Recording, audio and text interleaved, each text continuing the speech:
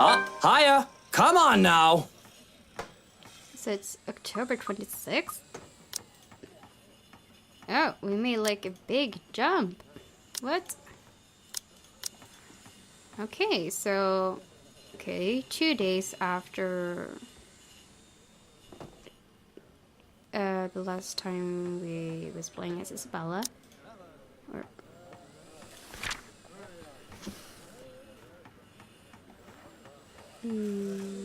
okay. During the open house, Hannah pursued the estate agents to sell her the mansion. The Wrights also met their interior designer. During the ride home, Hannah revealed that the mansion was a certain anniversary gift for Luke. Things seems to be looking good until Hannah suddenly fell ill later that night. Okay, alright. The place is bustling with movers carrying furnishings here and there, along with several trunks of personal belongings taken from our penthouse. Luke watches them like a hawk, making sure nothing is handled carelessly or gets... Careful now! I know your pictures are framed by cheap plastic, but those are framed by African blackwood and are one-of-a-kind commissioned paintings. Each one is easily worth a lifetime of what you lot make. Luke, do the dishwashers go into the kitchen or the butler's pantry? Pantry, Buttercup. Careful, that's No, Mahogany? you there, put that down. You do not manhandle a Napoleon Abueva. I can see the exasperation, and I have to send the foreman an apologetic glance. Even Johannes rolls his eyes as he goes by. Considering Luke is always like this during a project, Johannes and I have gotten used to it. Poor Marianne, on the other hand, looks a bit stressed at seeing the gigantic mess before quickly going back to work. Everything just has to be perfect, exactly the way he wants it. One little thing out of place, one little thing that didn't fit the image he clearly constructed in his head, and Luke gets bent out of shape. Sweetie, why don't we go and sort your suits upstairs? Let your Hans and Marianne and the foreman deal with the rest of the work. We have this, Mrs. Wright. Yes, please do go before a blood vessel bursts. Bloodstains are so troublesome to clean. Taking him by the hand, I lead him upstairs into our bedroom. This place has been arranged first so that we can get some rest, no matter what state the rest of the mansion is in. I am definitely glad I can just lie down on a soft, comfy bed after what has been a busy morning. Watching Luke act like his life depended on getting this move done is tiring on its own. And to think that I have a whole day of this ahead of me? I feel the bed deep beside me as Luke sits down with... Well, I can't wait for this to be over. I don't know. It's fun seeing you all fired up. Here at home and not at work, you know. You know I can't always be home, Hannah. I have a company to run, unless you've forgotten. I haven't forgotten. You're the one who insists on being there to make sure each and every little thing is under control. I just really miss you sometimes, and I wish you were at home more often. Why, if you're not careful, I might go a bit loopy and I'll start bringing cats home. And soon enough, one day you'll find yourself going home to a farm just filled with felines that follow you everywhere. Oh, don't bluff. The things would shred up your precious furniture. Besides, you don't even like cats. True, true. Dogs are infinitely superior, of course. But what about the wet dog smell? The mess? I'm not cleaning up after a mutt, no matter how cute. If you think about it, a cat would be better. We laugh. It's not always that we can just lie down and talk about these sort of things. To joke around as if we're teenagers again. With very little problem in the way of responsibilities and roles. To hear his genuine, honest-to-goodness laughter is a rarity. This is just the second time as of late, and I can only see it as a sign of good things to All come. good points. Or he's going to lose it completely. I guess we could just have kids. That is, if you prefer dealing with soiled nappies and sick as opposed to dead birds, mice, and litter boxes. I've already told Marianne about turning the second bedroom into a children's room. I guess sometimes I don't know when I'm crossing a line. I didn't say that I'm a good comedian, did I? Not this again. What? I wasn't being serious. It's not something you take the piss out of. Having a kid is a big responsibility, Hannah. We've talked about this, haven't we? I'm not ready to be a parent. I'd probably end up killing the little brat by the week's end. Jeez, what should I say?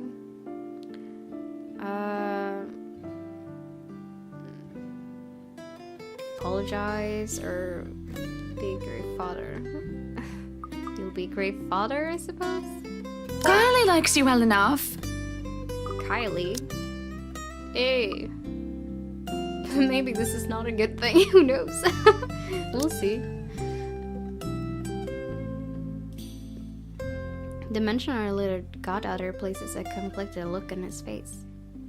Sometimes it is cute when he denies having a soft spot for a little girl. But then sometimes it's sad, and it makes me wonder what happened to make him think so poorly of himself in this regard. Yes, well, it's Kylie. The tyke likes everybody and, on the off chance she doesn't, likes them well enough as long as they buy her sweets. And sure, that kid is great. But if I get tired of her, I can ship her back to her father at the end of the day. Having kids of our own will be a whole different monster entirely. I have never heard him talk about his father in anything but a business context. I recall Damien Wright. Kept hearing about him from my own father even before I met Luke. The business world praised him for running a tight ship, all until one mistake led to a great loss for the enterprise. It was then that news of Luke Wright, prodigy son and successor to the old man, started to show up, and he aided in its recovery and growth up until the Great Recession. I'm getting a bit off track. Regardless, I have never heard him talk about his father like one would talk about family. I think you'll be a great father. There is a smile, no matter how half-hearted it may be. I do really think that he might not be a good, honest man. A part of me knows that, though I try to silence it. Oh. Okay. A bit worrying there. Alright, but I know Luke well enough that he will be a better father than either Damien Wright or Henry Evans. I love my father, but he never had a time. If it is any consolation, I think you'd be a decent mother. Aw. On the other hand, I have never heard of his mother. Silence settles, both comfortable and uncomfortable. There is familiarity in each other's company despite the awkwardness that had transpired. The fences and masks down without anybody else looking, we are both together and alone in this quiet. Wow, but a crash from downstairs startles us both out of our reverie. Luke lets out a heavy sigh before coming up to his feet and straightening his jacket. I'll have to attend to that then. Be good, darling. And watch out for your blood pressure. He gives me a kiss on the cheek before leaving, while I lay there in a daze. Alone, as per usual. Hannah arrived for a party. Oh, no. Oh, but I didn't read this one, actually. Party in their penthouse at the cache. The city's most powerful were seen, including Chief Inspector Harvey Lee of the Luxembourg Police Department. From him, the socially heard of the Imran Mansion's upcoming open house and of the interior designer Marianne McCullough. The Wright couple moved to their newly bought mansion today and was already preparing for a housewarming party. During a short break, the couple had a brief discussion about children. Luke didn't sound too welcoming of the idea. I really should be used to it by now. I can feel the minutes tick by with me just lying there, feeling miserable and full of self-pity. I've rolled over to lie on my stomach at this point, with my face burning into the pillows, when there's a knock at the door. Grumbling at them to go away doesn't work as a voice comes from the other side. Madam, the photographer from Luxury Living is here. Wait, is that today? Oh, yes. People had caught wind of our new mansion the very moment we left the open house. Luke had boasted he could acquire the property in no time and allowed a photo shoot for an interior design magazine to be scheduled today. Well, there were complications, and it took longer than it usually does for In us. a minute, Hansi. Johannes, if you could at least make it through the end. Tell them I'll be right down, Hansi. The mansion grounds has been one of the first things to be fixed up, aside from the bedroom. Although it's still a work in progress, it had a promising start, and I can already see the flower patches. Luke's favorite daffodils stands out easily, having been transplanted from the pots they used to litter the rooftop of our penthouse. Wise, the moving crew thought that Luke was being hard on them. They clearly didn't see the landscape on his way out. The man looked like he was ready to faint, and Luke seemed ready to kill him by the end of their discussion. Oh, it's him? Okay. It is in the gardens that I see him standing near flowers in quiet admiration. He is hard to miss, the hulk of a man that clearly did not belong, and the big backpack and suitcase he has with him makes him look much larger. It is a peculiar sight, seeing someone who looks like he does handling little delicate things with such care. He looks up from the gardens and does a double take before a friendly face replaces his serene. Miss Wright, yeah? Hi, Zachary Steele here from Luxury Living, ma'am. Hope you weren't waiting too long. But it looks like you're still moving in, huh? Thought for a second there my calendar was wrong and I came here too early. You look familiar. Have we met? I have a very wide social circle, so everyone looks familiar at one point or another. No one would think I'd remember someone who stands out like him. The struggle to recall must have been evident on my face as he quickly and kindly answers my question. Oh, I was with Isabella, your estate agent, when she had the house blessed. Oh, yes, that's right. Small world, isn't it? Should have known you were Miss Wright. The one and only. Welcome, welcome to Maison de Right. And yes, we've been in the process of moving in as we were delayed. But it won't be a problem. They're just adding a few things here and there, and you should still be able to do your work. Where's the rest of your crew then, Mr. Steele? Zach is fine, please. Mr. Steele makes me feel like I'm a mascot for a cleaning product. Anyway, I'll be your one-man crew for today. Don't worry, been doing this gig for a while now. You must be quite the veteran to handle this on your own. We've had a full crew coming into our penthouse the last time we were covered in your magazine. Veteran? Oh, your words are too kind, Miss Wright. Hannah, if I get to call you Zach, you have my permission to call me Hannah. Alrighty then. Anyway, I'm no veteran, but I know my camera well enough to make sure this is a good shoot. You can trust me on that, Miss Wright. Hannah. Monsieur le photographe. Okay, I totally butchered the French. Zachary proves quickly enough that I can in fact trust him. His skills with a camera and experience in this industry at the very least. He is kind and cautious, listening and following as I lead him around the house. A really nice fellow, and he treats our household staff well whenever we cross paths with them. I answer his questions to the best of my ability, and he is patient enough to answer mine whenever I get curious enough. For one, I ask what the bags are for. They're quite the magician's toolkit. From inside, he had procured several items to embellish the interior with bowls of fruits, lemons, trays with peppermills, stacks of cookbooks, cutting boards, and glass canisters filled with colorful nuts and grains are brought in for kitchen setting. For the bathroom, there are white towels, seashells, and decorative soaps. There are other things as well, too numerous to count, all in that large backpack. Tricks of the trade. Softens up a room, makes a place feel more homey, and fills it up with texture. But you guys probably have better stuff I can use for this. No lights. Don't tell me all of these are just props. Well, I've got my tripod here. For things like these, natural light is best. I'll just have to set the shutter speed to a real slow setting, and as long as nobody steps into the shot, it'll look great. Oh, it better. We go through the rooms one at a time, although we first tackle the ones that the movers have no business in anymore. The ballroom needs little preparation with its grand design. Wow, they got a ballroom? Although there is some trouble at first with a wide open space and the pictures being backlit.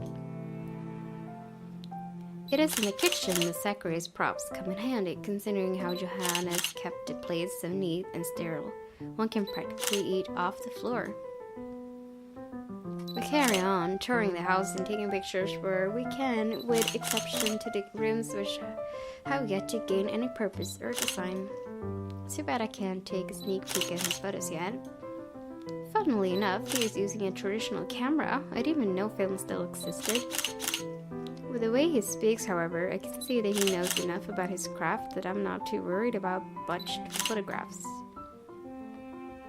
I imagine photography must be cathartic for him, judging by how it easily looks while taking pictures. There are small snippets of conversation in between the clicking of the camera. He even goes far as to talk about these terminologies like shutter speeds and aperture when I ask about the technical aspects. I can't quite see the picture as it's made, much like when I watched artists paint on their canvas. But just watching someone passionately practicing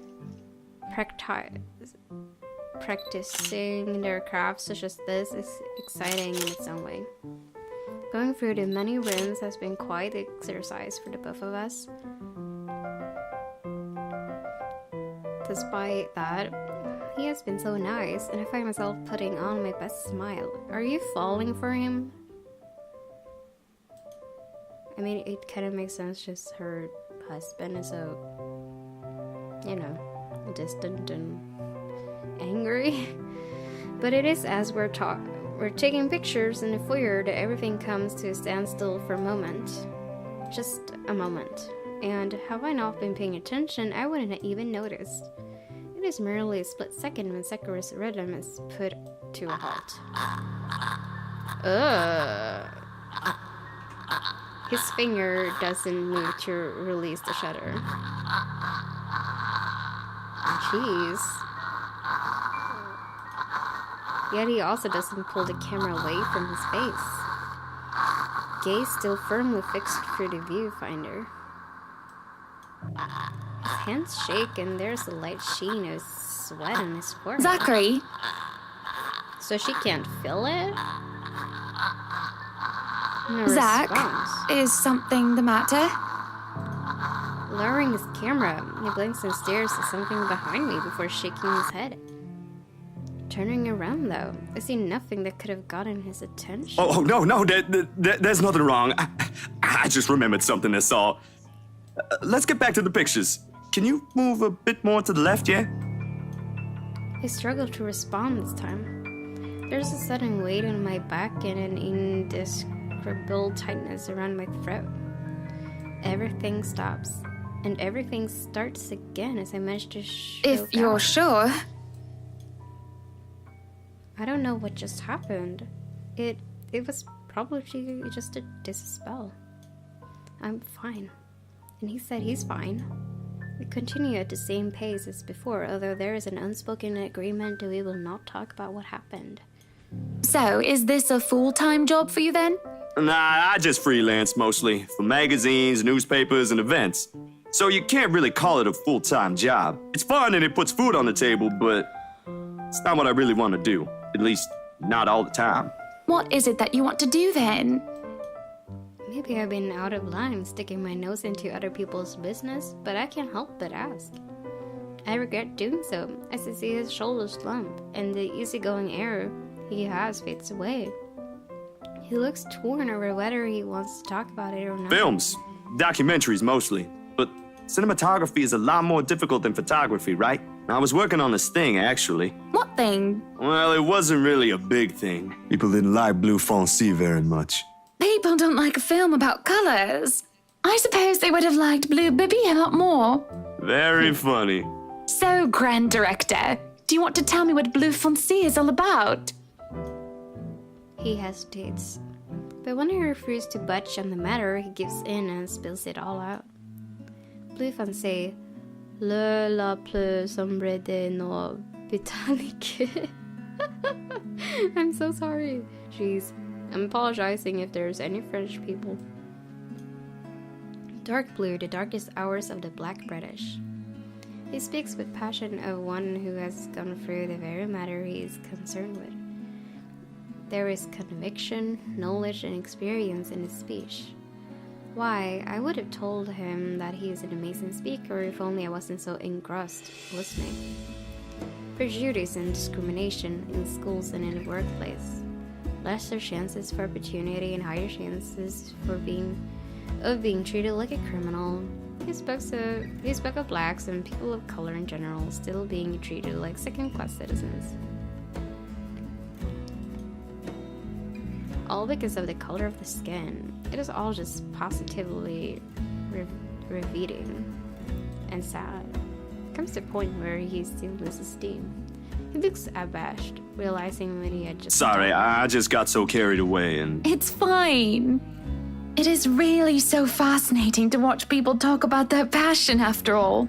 You should see how your eyes light up when you speak so fiercely. You do have very beautiful eyes. Uh-huh. Thanks, I guess. I want to say that I understand where he's coming from, but I really don't, do I? I was born with a silver spoon in my mouth, and I've lived a charmed life. It hasn't been perfect, but the difficulties I have been through pales in comparison to what others experience on a daily basis. I certainly don't know how I would have fared were it any different.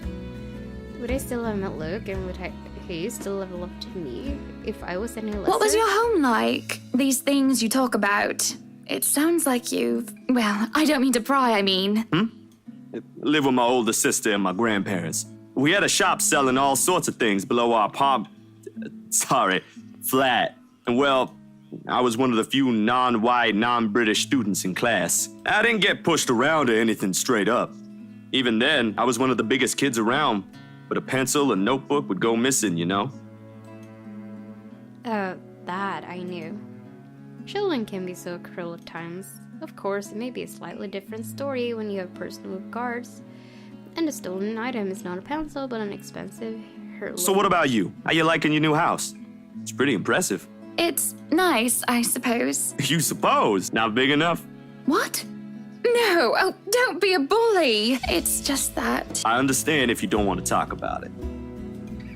I was a little girl, all dolled up and treated like a fragile porcelain, with nursemaids waiting to me hand and foot.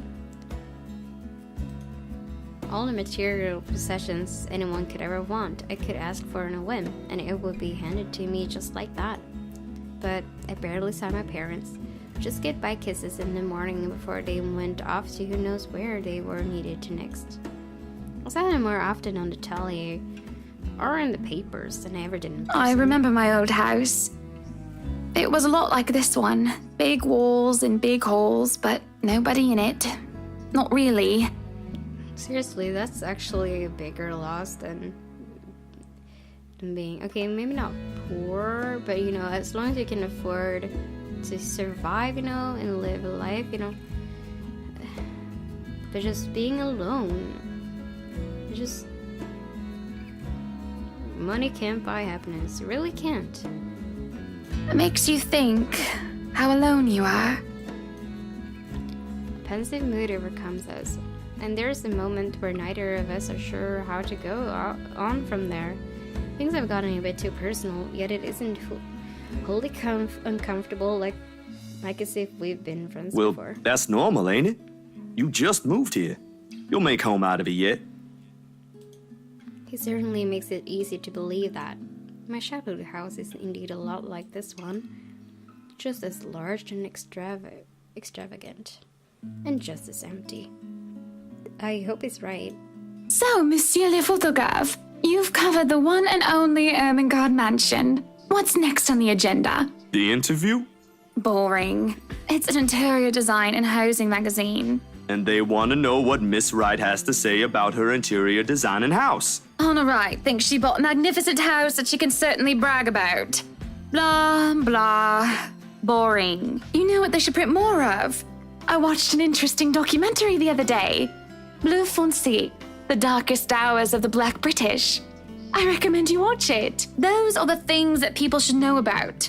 What do they care if I use a purple or green bowl of fruit in my kitchen? People, right? Oui. People are shite. What do you think? Do I look good with this angle? I struck a pose while he's being busy, looking taken aback for a moment, probably not expecting me to just go and say such a crass word. But he recovers quickly, and after snapping a few shots, he grins. Yeah, vous êtes belle. You want copies of these ones? Yes, please. So, the big boy knows French. You must have wooed a few ladies. Unless you're into gents. Either way, French is, after all, the language of romance. Oh, I don't know about quoting fancy poetry, but I've made lunch for a girl before, and they did like that fancy French cuisine. Can you cook your best? I can cook just about anything as long as I know the recipe. C'est magnifique. It has been too long since I've had a nice and proper chat with a good friend. No, Lee is certainly not a good friend. And although we're just met, Zachary is the sort who can probably befriend anyone. He's just a comfortable person to be around with. A bit too comfortable. The photo shoot went by a breeze. And somewhere along the way, as we talk and laugh, I find myself getting a bit too close without realizing. He'll give me this strange look until I back off, and he will go back to asking questions after I agreed to do his little interview. And it's just odd. Well, no. Me being friendly isn't that odd. That is how I am. Zachary is the one that's being odd. Why, anyone else would absolutely welcome the extra attention I give them.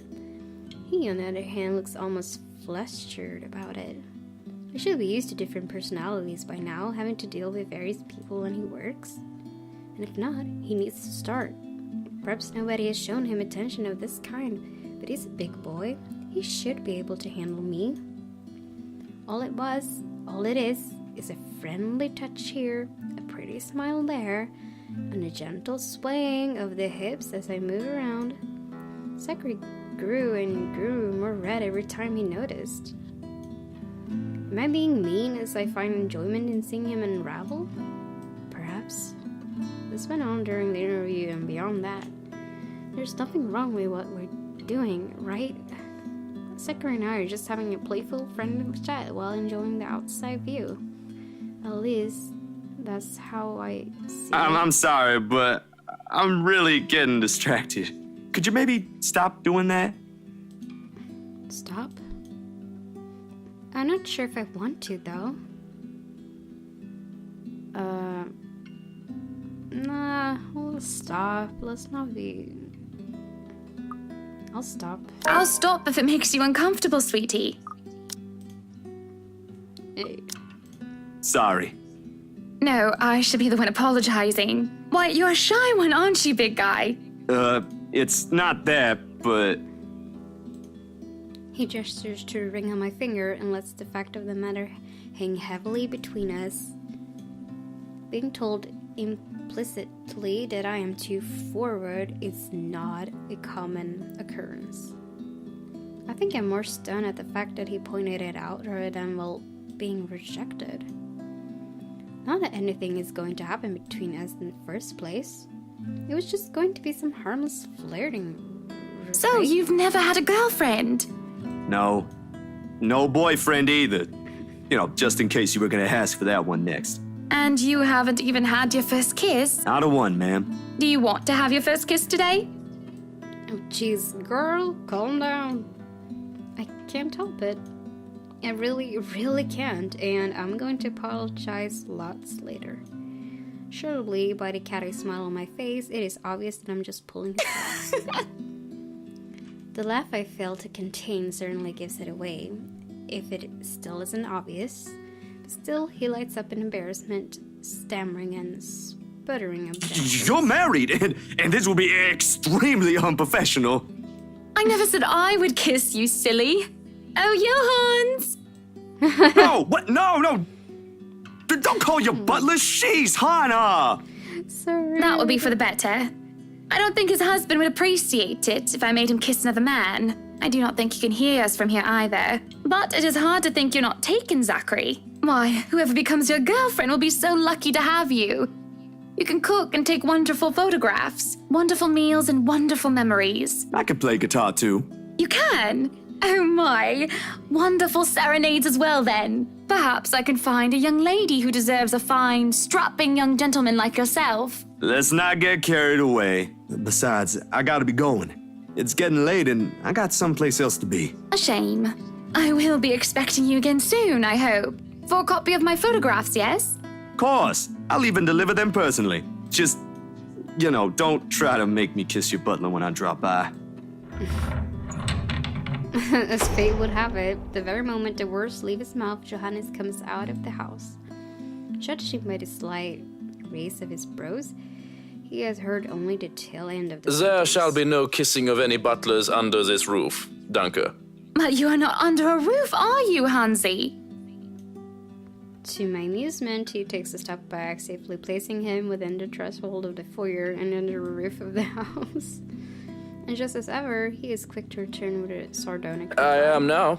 As I was saying, madam, it's about time for supper. Will I be needing to set an extra place at the table? Oh, what? No, I was just leaving, actually. So, you have a good night, Hannah. And you too, Hansi. It was nice to meet you, Zach, honey. You have a safe trip. He nods, and the grin on his face as we say our goodbyes is the sweetest that I have ever seen. Oh, she is seriously falling for him. I linger, looking out for him with his relatively tiny bicycle, backpack safely secured in the basket by the front and suitcase hooked to the back. I watched as he went down the path back to Anslem village until he is nothing more than a blip in the horizon. I cannot help the small smile on my face as I go inside for supper. Entering the dining hall causes me so much confusion. It is dark. Hannah met Zachary Steele, a freelance photographer from Luxury Living, an interior design magazine. Zachary was tasked to interview Hannah and to take pictures of the mansion and its new owners. What should have been a professional meeting ended up being friendly and perhaps too personal. It is dark. For a moment I thought the electric work is not up to par. But there clearly is not the case, as every other room is bright with artificial light. Finding a light switch is a monumental task, considering the size and my unfamiliarity with the room. To make matters worse, the darkness grants the room a different atmosphere, eerie and frightening. Excuse me. It takes longer than I thought to find the switch, something that will have to be rectified later on. My skin starts to pickle, and there is the distinct feeling of being watched. Is she in the house right now? It unsettles me and only spurs me in my search. And when I do open the lights, there is... I'll turn the lights down, woman! There, at the end of the hall, is my beloved husband with his face in one hand and a glass in the other. Perhaps I can let it go if it's only one glass of wine. However, I can feel myself go livid after seeing the toxic green liquid gleam mockingly. Luke, what? Are you drinking absinthe? You know what the doctor said. Absinthe, Luke. Are you actively trying to kill yourself? Because if you are, we can just hit you with a bloody car. Honeybee, Buttercup, not too loud, please. Besides, it's Lelouch, not too strong. Just hair of the dog that bit me. Helps with the hangover, dearest. You drank? When? This morning, love. Don't be mad. I just needed a few drinks, having to deal with those simpletons. And maybe I had one too much. You don't see me whinging about you leaving me to handle them on my own. I had to attend the photo shoot and interview with Luxury Living. You know that. Let's not make this about me, Luke. This is about you and your drinking problem and... Oh, I don't know, Hannah, darling. What if my drinking problem, as you like to call it, is linked to you? Whoa. If we think about it that way, this discussion is about you. That was pretty mean of you, leaving me alone to do all the work like that. You can't use the interview as an excuse either, honey. I was informed the moment your little interview was done. So, what was it then, What were you doing? Oh. What's it gonna be? Should I tell the truth or tell a little lie? Oh no, I'm actually torn between this decision. I was angry. I was telling you. This is probably the hardest decision yet for me.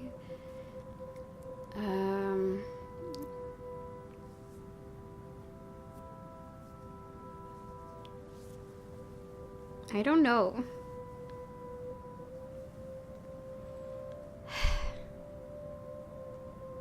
I don't know.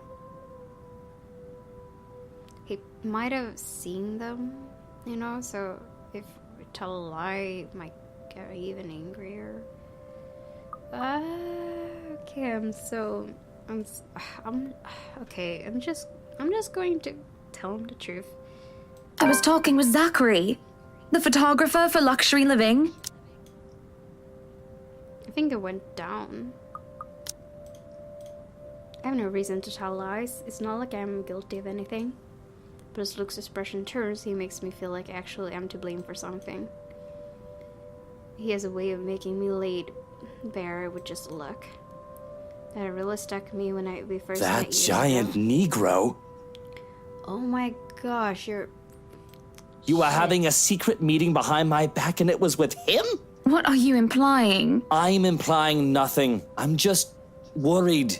You know better than to trust those media types, Buttercup. He must have been really friendly to occupy your time like that, but all he's looking for is his next big headline. He's a photographer for an interior design magazine. Doesn't matter. You let one little thing slip, one wrong move, and it'll blow up in the telly in the morning. He'll go to his journalist friends to gossip and make a quick quid. His eyes were the first thing I noticed about him. They were like nature, the grass and the trees, wonderful and breathtaking. Now as I look at him, they're nothing but the same shade of green as the bloody damn drink in his He hand. was a perfect gentleman, Luke. I can't say the same for you as of recent. Excuse me again? We're talking about you, Hannah. No, I am pretty sure we were talking about you and your drinking problem, Luke, right?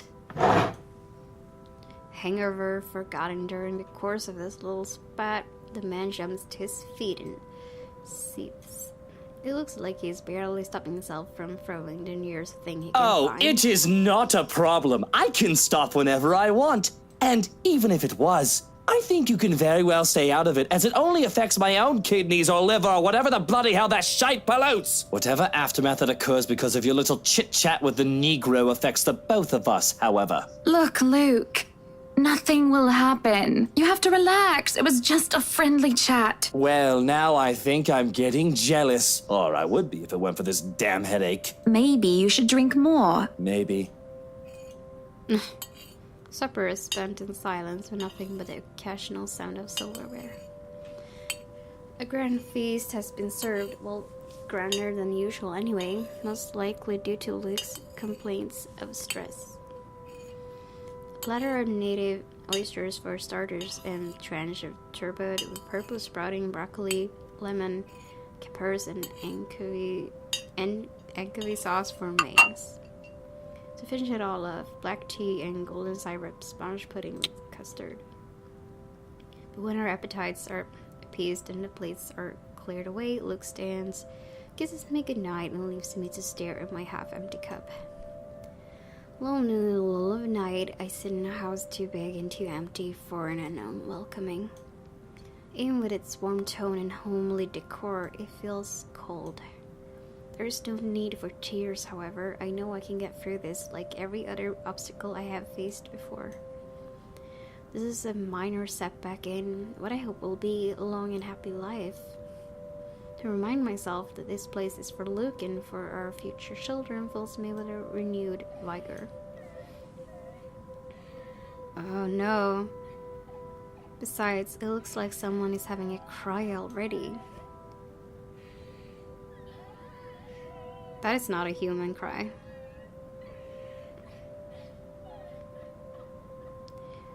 The wailing is far away and muffled, yet at the same time it shakes me to my very core as I hear it. As if the suffering is just standing right beside me. Hearing it sends a chill down my spine and makes my skin prickle with goosebumps. Who is that? Curiosity sinks in as I follow the sorrowful sound into the kitchen. No, don't look! And into the wine cellar hatch. Hello? Is anybody down there? I'm curious and concerned, but there is no way I'm going down into a dark and humid underground. Exactly, just leave. It's not a human. I'm not as enthusiastic as Luke, who considers himself quite a connoisseur. However, I also cannot bring myself to go to bed with this racket going on. If it is one of the household help, they would surely need some talking. After all, this wouldn't be the first time I've gone and found one of the maids sobbing their eyes out over one thing or another. As professional as our staff are, they are still human. More often than not, it was either Johannes or I who'd calm them down and help them figure out how to go on about things. Unfortunately, I'm not in high spirits right now, so I'm not as wholly benevolent. I don't know. This is not a maid. I'm not going to open the hatch. I will not look at... No. Call them out. So... I will call them out. I knock 3 times.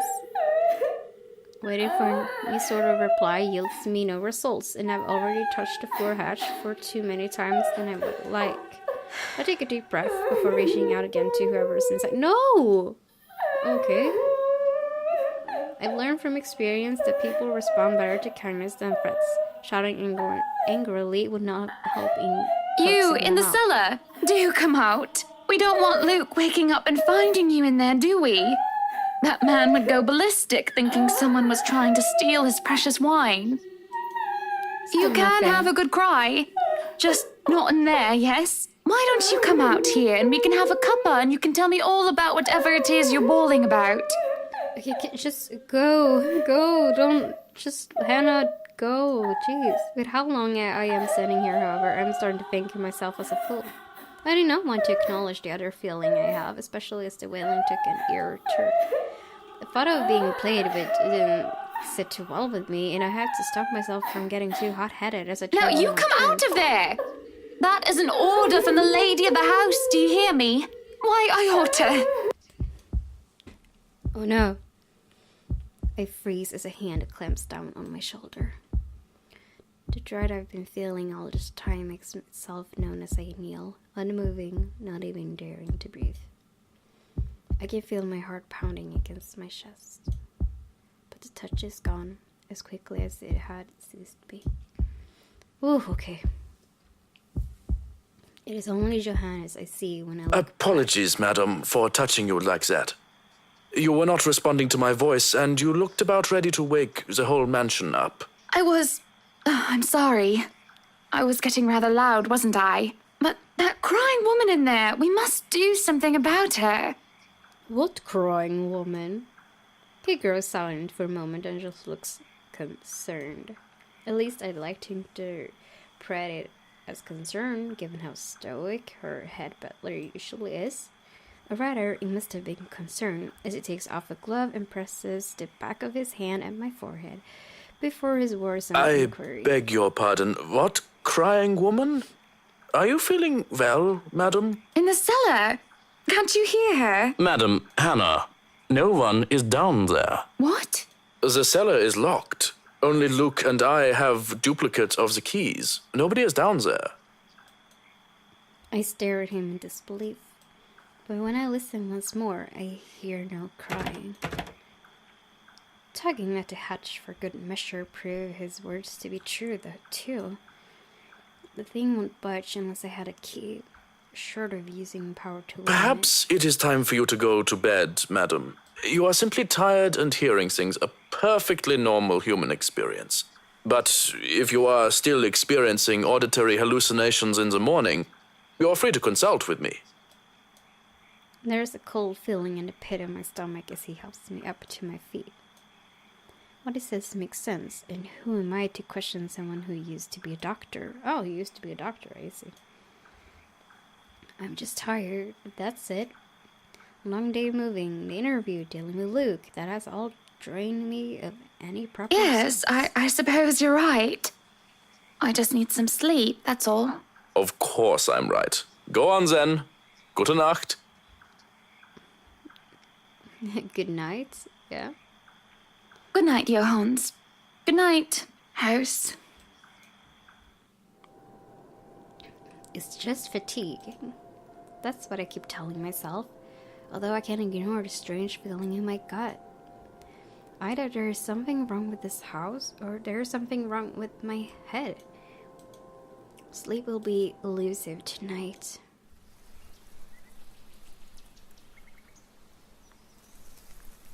Alright. So, bye.